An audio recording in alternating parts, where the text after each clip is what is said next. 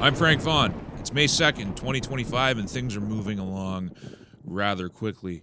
I talked in yesterday's edition how you may be prepared to sign a half dozen petitions. Sign all the petitions, because right now we have to indicate our political will and we have to make noise. And I either alluded in yesterday's video or I alluded to it in a private conversation. Sometimes the two are indistinguishable in my mind. That I was hoping unified grassroots would take up the cause, and it didn't take long. This morning, we have news. This is Nadine Ness, the leader of Unified Grassroots. We're going to read along. I'm going to show you the petition, and you need to sign this one. This is an important one.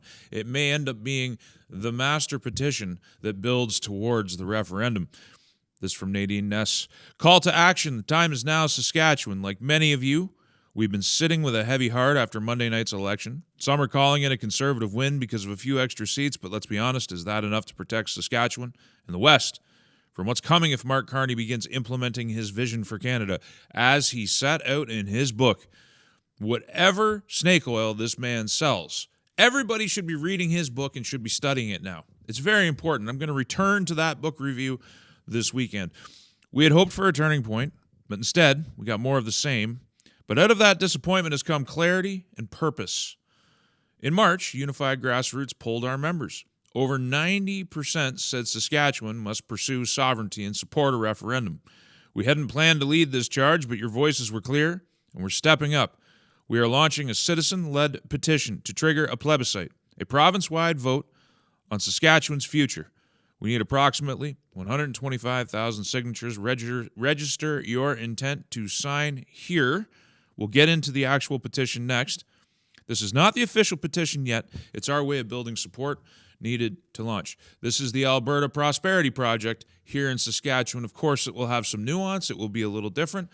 But I can tell you, Unified Grassroots does great work all over this province. They hold town halls. They're not-for-profit. Nobody's getting paid, at least not yet. Maybe in the future, if they have the funding, they'll be able to do that. But right now, it's a grassroots movement, totally organic.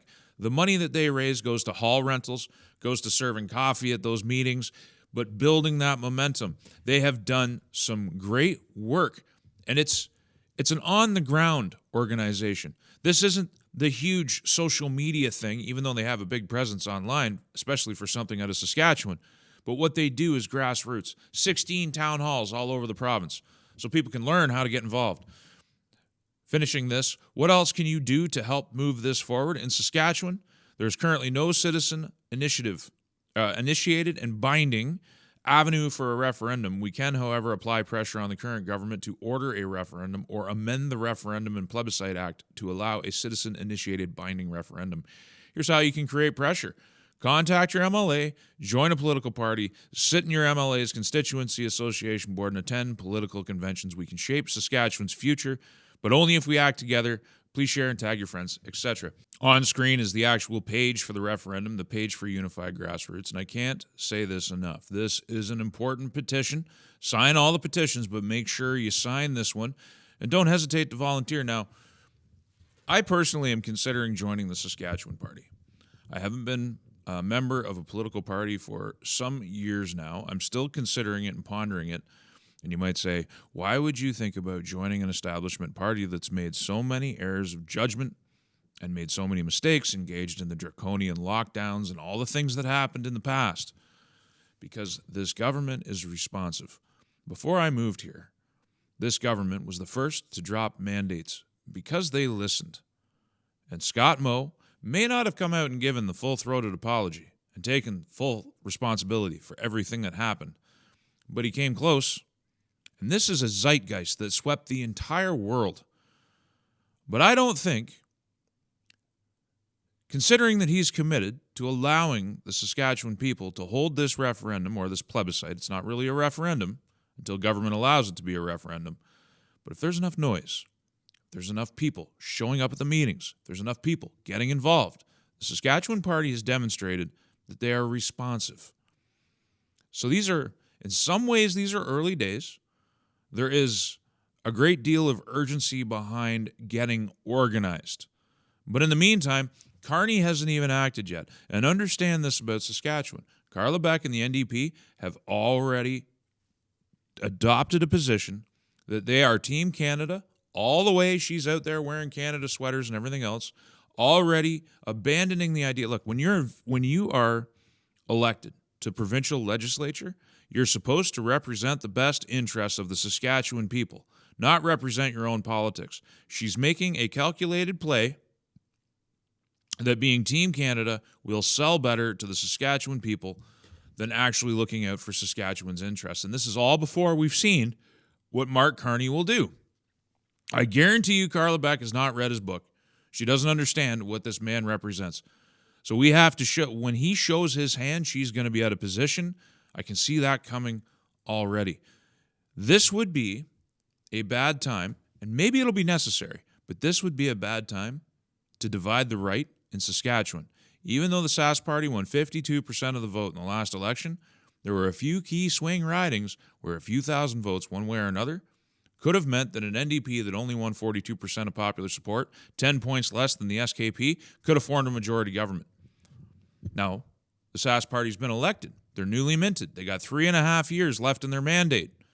So right now, rather than trying to build another political party, maybe this will change, but as I see it right now, your best bet is to advocate through the Sask Party, writing your MLA, going to the meetings, getting involved. If you care about the future, then you should care enough to be involved more than on social media, and I am going to muscle up on that. You can guarantee it in the coming months. So either way, get to this and sign it, and now let's examine some other stuff that's going on. The Change.org petition is up to 2,655 signatures after being online for barely 2 days. Everybody that signed this should go sign the other petition as well. This is a mutual effort. And granted, I don't know who is behind this petition. I seen a small account on Twitter that wrote a reasonable petition, and I wanted to help with my social media presence. I will do the same for anybody who is reasonable, who is trying to do something. The Unified Grassroots petition is very important. Unified Grassroots is a big deal here in Saskatchewan. They punch well above their weight class. The headline is, Mo says he's Canadian but wouldn't stop vote on Saskatchewan separating from Canada. That's a good thing. That means he'll not stand in the way of his people having a say. Carla Beck believes that a top-down approach that prevents the people from having a say and prevents the people from having a voice is the appropriate course of action. And you would expect that from an NDP socialist that is very closely aligned to the Jagmeet Singh, once-led NDP, which has fallen into perdition. The NDP in Saskatchewan is not the old NDP of many decades prior. It is the new NDP with all the same radical ideas, and they believe they know better than you. So I don't know why this is bad news. Now, speaking of news, the headline from Global News and several news outlets yesterday, Carney praised as serious person by Trump administration ahead of White House visit. And they got this noble picture of him speaking in front of a microphone, and I wrote, if Trump had praised Poilievre, it would have been wall-to-wall scandal. But now it's a positive headline news about our newly minted prime minister. They rub our faces in the hypocrisy. Trump's praise is now an endorsement of a leader's strength. The media hates you. The politicians and the pundits that are of the mainstream left have no limit to the scorn they feel for the people. That's why they can go from demonizing everything Trump says and making Poilievre look like a thrall of Donald Trump to, in the next breath, highlighting a compliment that President Trump has made about Carney. And Carney, among his first acts, is to go down there. Now, he gave a press conference today. He said he's going forward with reciprocal tariffs. He's going forward with the trade war. And I don't expect that to change. Maybe it will, maybe it won't. I don't know the high degree of coordination that exists between the Trump administration and Mark Carney. There's evidence that suggests there is a degree of coordination. Or at least Trump is just playing a game with Canada. And that's kind of his to do because our political leaders have led us to this situation where we are a dependent state on the United States. We've denuded our military. We've created a trade position where we are dependent on our geopolitical trading partner, and I'm not exactly against that. I think America is a natural partner. But we have spent our time being hysterical about the United States. We have spent our time with our political leaders taking pot shots at Donald Trump for the last 4 years. And now we're about to pay a price. So we'll see what comes out of the meeting, but make no mistake, the hypocrisy is real. Now, there is a huge concerted effort to denigrate anybody who has separatist ideas. This idea that there's no way it can happen, there's so many things in the way, there's so many obstacles, these are just a bunch of angry fool rednecks. You've seen the insults, you've seen the demeaning. And I wrote on Twitter last night, the year is 1774, so a year before the outbreak of the War for Independence. Let's pretend the internet existed back then. Imagine the infographics and memes that would have been created telling the future Americans that breaking with the crown was impossible. Britain was at the height of their power. Who would have thought a tiny upstart colony could have a revolution and throw off the yoke of the crown? But it happened anyway. And I said, this time we don't need guns, we just need vision. And it's true, we do need vision. We need to understand. I've seen that certain chiefs in Alberta have come out and warned Daniel Smith off this idea of independence. Isn't it time we stopped listening to the band chiefs and we started listening to the people who are under their yoke? The country is disappearing from underneath all of our feet. It has been sold off, it's been carved up, and it's been denigrated by Ottawa. Those treaty obligations aren't going to mean anything in 50 to 100 years when we're all under the thumb of cultures that are not this one. How has it all been working out for everybody? The status quo. I know the money keeps flowing to the reserves. I know the money keeps flowing to the band chiefs. But what about the people? Even though Canadians in general don't have property rights, think of the Native American who literally has no property on reserve. Do they have clean water yet? As many of the chiefs drive around in Cadillac Escalades, how are their people faring? Maybe it's time we heard from the people. I talked to a full-blooded Native American farmer not long ago who had some very unique and different opinions. And he has some social media clout. He has some following within his own community. He says the people, if they were introduced to how different things could be, would choose a different path. The media promotes the chiefs who want one thing, but the people, have they ever been given a voice? And if we don't start thinking outside the box of the past, if we keep anchoring our visions in the past, there will be no collective future, whether you're Native American, white, French, English, whatever. We're drowning in it. It's like I said, we don't need guns. We just need vision. The meme on screen is a man weighed down by a big sack, and on the sack is written the word past. And there's a child symbolizing the future. Wouldn't it be easier if you left that behind? Wouldn't it be easier if Western Canada left behind a 150-year legacy of being screwed by Ottawa? And a man last night, online, we're going to examine this right now, said to me, more or less, that I'm an idiot. Saskatchewan has not been a province for 150 years, says Jeff Cliff at shitposter.world. The idea that Ottawa has been abusing Saskatchewan for 150 years is absurd.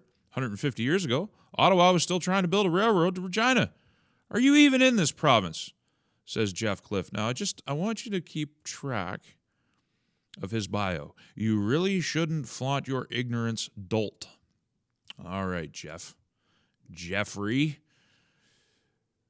And to begin this, I said, why do you love seeing the people of the West used and abused for the last 150 years? Are you campaigning to lead Canada? Or are you for the best for Saskatchewan? Both you and Scott need to update your worldviews. Ottawa is not our friends, and this was in response to the Saskatchewan New Democrats, who seem to be on the Team Canada train and not the Team Saskatchewan train.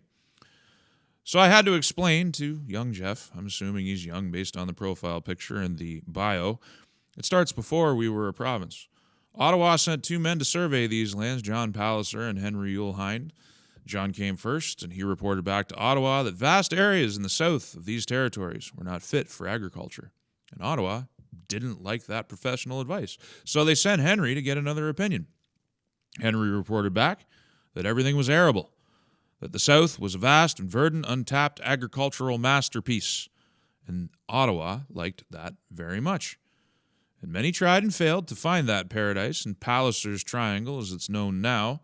How many lives were ruined in that first bad decision? And maybe not just ruined, lost, because they tried to farm based on Ottawa's bad advice, which wasn't even professionally derived. They didn't like the analytical analysis, so they sent somebody who'd give them the yes man answer that they desired. From there, Ottawa decided to run the first rail line south and not north to the Yellowhead Pass, again screwing the people who live there. And I said, I know my history, sir, and you are correct. We've been getting screwed since before we were provinces. And then he says, let me get this straight. You are complaining about the latitude of the CN line plans in 1875? This is the issue you want to bring to the attention of people on the internet with your blue check mark? And it's at that point I sort of gave up, because I answered all his questions. The man doesn't know his history. He doesn't understand that the opposition to Western strength has been brewing since before this was even a province. The people of the north of Saskatchewan, the people of the north of Alberta, wanted that rail line so that they could get their product to market. But instead, they ran it south.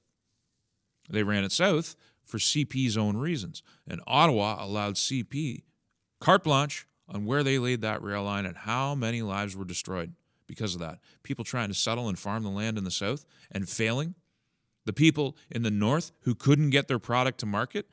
And if you actually study the history of this place, you will understand that this is a battle that started then and continues to this day, whether it was getting product to market, whether it was the battle over who owns the resources underneath our feet.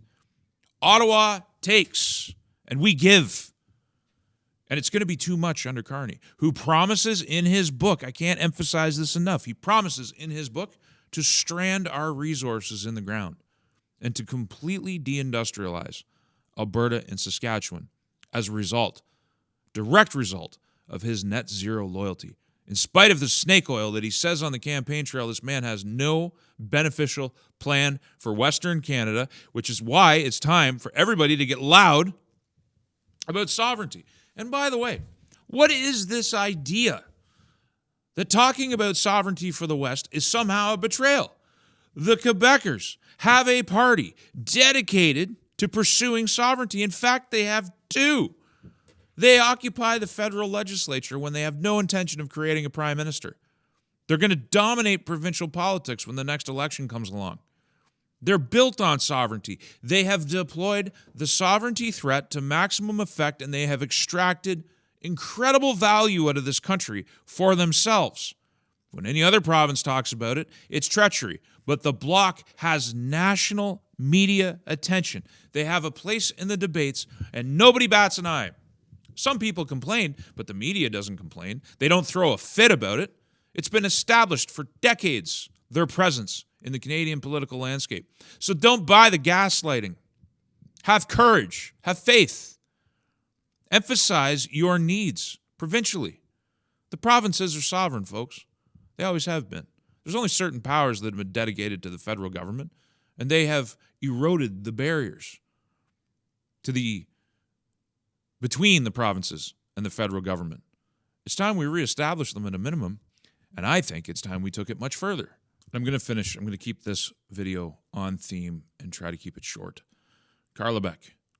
Of course he won't. Mo says he's Canadian, but he wouldn't stop a vote. Saskatchewan separating. And she says, of course he won't. Saskatchewan is Canada. That's not going to change if I have anything to say about it. She doesn't want you to have your democratic say. This is the NDP. And she has positioned herself well before Mark Carney's even showed his hands. This shows a shocking degree of political naivety.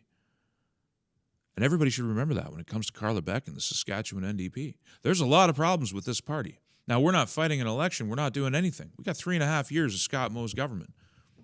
The most important political party in this country or in this province right now, maybe soon to be country, is the Saskatchewan Party. That's where your lobbying efforts should be. That's where your noise should be directed. Be heard. Be fearless. Don't be bullied out of having your say.